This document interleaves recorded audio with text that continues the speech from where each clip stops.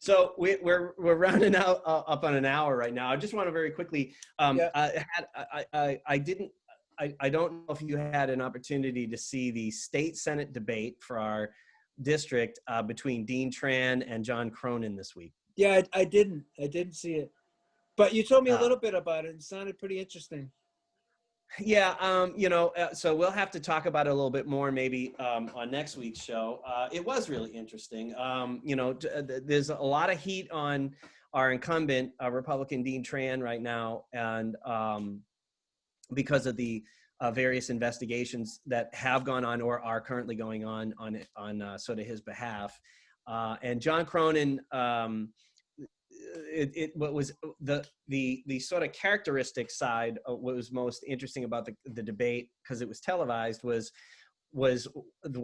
Dean Tran's reaction to starting to explain the current police the charges that have been made against him through the Fitchburg PD, and watching John Cronin's face to that reaction, sort of almost like, because let me just say this: it's hard if you're running for office. You're on the spot. It was like he came to the realization that he might have Senator Tran right where he wants him, and then he got scared because of his own momentum. Cronin was talking about it. You're gonna have to watch it. It's on YouTube right now. It's Flap TV. It's Fitchburg Access Television. So it was a great debate, as far as the format and having access to watching it and stuff. So how did they get to be talking about it? Somebody asked Cronin the question, and Cronin started talking. John Cronin is the Democrat who's running against him. John really, to say the least, and I think he was successful in this, he made most of this televised debate about the various investigations being perpetrated against Senator Tran, and on top of that, also made liberal mention of the attempt to pass legislation last year on behalf of a local constituent, hurting the Cape Cod Commission or reducing the power of the Cape Cod. In other words, a political favor. I will mention the equivalent of that in the House. Our own Jon Zlotnik agreed to attempt to hide that legislation in a piece of larger legislation that he was supporting to get passed. Yeah, they both did the amendments from one in the House and one in the Senate. Yeah. So there's yet again another show for the future. It's another show because if you watch that YouTube video, this rep from Cape Cod, and I don't know if he's from Truro. I think he's from Truro. Is his last name? Yeah. Is it St. Cyr or Cyr? Yeah. He gets up there. Who also did an October 19th Boston Globe Commonwealth Magazine, I think. Was it Boston Globe or Commonwealth Magazine? I know it was October 19th of last year. He did a great op-ed recounting exactly why he was angry about this. I mean, second Worcester District representative trying to pass legislation that would affect constituents in Barnstable County more than 100 miles away. It's just not cool. No, it was totally out of bounds. No, it's totally out of bounds. Stepped all over his shoes. You just don't do it. But the thing is, Cyr gets up, and he gets up. It's on YouTube.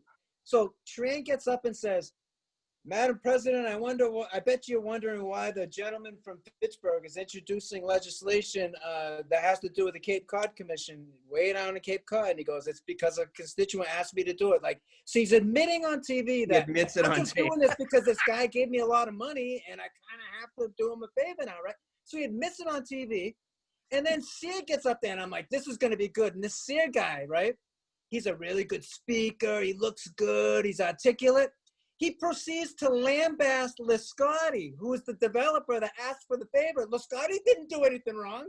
Liscotti gives his senator $1,000, and he goes, "I don't know, I'd like to see something done at Cape Cod."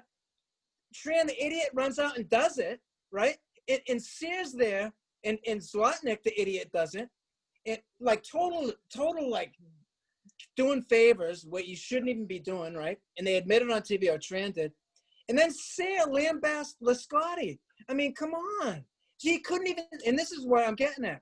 So it's accepted on Beacon Hill that, oh, we all do that time. As a matter of fact, Sarah said, well, we've all been put in that tough situation. No, you're put in that situation. No. You say to the constituent, I can't do that. Right. Right. So you want me to support legislation that has some sort of effect on people who are not my constituents. Can't do it. I mean, look what happened to them. And I think that's part of as far as last time I checked, they were still looking into that part of what Tran had done along with all the other stuff they're saying. The interesting thing with this, Scott, is that when it happened last year, now, once it became a public problem for Dean Tran, Senator Tran pulled his support on the legislation. He pulled it out. Jon Zlotnik, he kept going. I can't tell you right now what the amount of time was. I didn't think to look that up, but he kept his a little inclusion in that larger piece of legislation going. I didn't know that. Sometime after that, even though he was getting negative press on it. Oh, he was. I can't imagine what it must have been like to be on the floor every day doing your job, as a state rep, and like other people weren't saying like, being the young guy, you might want to think about pulling this out of there, because but Scott, this is what I'm saying. Bad blood with the guys from Barnstable County. What if the people in Barnstable County want to build a casino in Gardner, and you don't? This is what I'm saying. It was like no, it wasn't like that at all, Scott. It was like, we've all been in that tough situation, but I don't want the rich developer coming in here and telling us the rich developer. It was your comrade over there that did it, and they can't even blame each other. You know what? No. They're all the same up there. They're all going to do it until they get caught. Then when they get caught, they're like, let's blame the big bad developer, Lascotti. Like, I'm no Lascotti fan. I don't even know the guy, but he hammered me in this. He gave Nicholson, I don't know how much money his super PAC did. I got zero, right? And the thing is, so I'm no fan of Lascotti, but he didn't do anything wrong. He expects his representative and his senator to back him up because he's a supporter of theirs. There's nothing wrong with that. And then you get Sear blaming the constituent. That's right. What's wrong with our system. It's exactly. That's where you and I again agree. It's like exemplifies everything that's wrong with our current system, the way it's being operated. Yeah. You catch somebody with their hand in the cookie jar and you take it out and say, oh, I can't believe your mother bought you those cookies. That's so mean of her. With your hand in the cookie jar. It's the mother's fault because she put the cookies in there. So next week, what I want to do is we'll pick apart that we'll both have a chance to kind of digest the state Senate debate. And I also want to digest for our listeners the things like the difference between earmarks, grants, and bond bills. People, I don't want to assume that people know, and I think it's good to take a step back sometimes. And the reason why that pertains to the state Senate race is because, and it really happens in all races from time to time, but the senator is really, he's concentrating on the fact that he's got this whole list of different pieces of legislation he's passed that have been positive for the district. And undoubtedly, a lot of it has been positive. I think it's good, though, for some perspective for people, that they understand the difference between a bond bill and an earmark, right? You talk about Tran?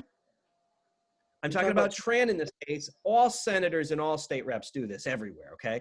The thing is I don't think a lot of constituents really understand the difference between what a bond bill is and what an earmark is or what a grant is, right? Mm-hmm. There's different way. All of it involves money, mm-hmm. but the way in which your district location receives money and when they receive it is different in every single case. And I just think, pay it back spend and some how much time actually picking that apart for people, Yeah. Yep. Anyways, it's been a great time having a conversation with you. I enjoyed this wholeheartedly. You too, Scott. It's good time. So I'm Scott Graves. Yeah. And I'm Scott Graves too. And you've been listening to another fine episode of Scott's on the Rocks Politica. Alrighty.